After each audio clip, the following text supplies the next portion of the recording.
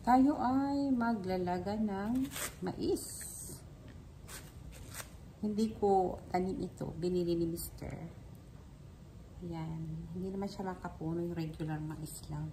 Tinanggap kasi yung ano ba yun? Yung I just keep this. So, ilalaga ko siya. Ayan ko ng tubig.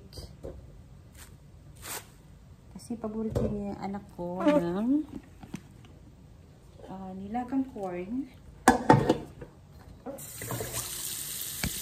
At lalagyan ko ng madaming butter.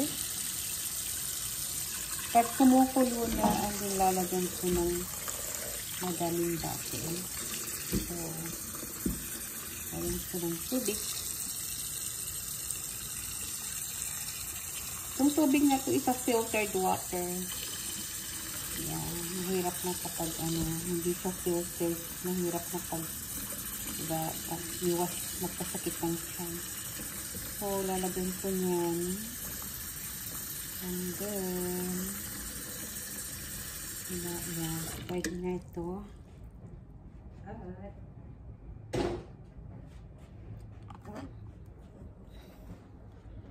Yan. Lagyan natin yan.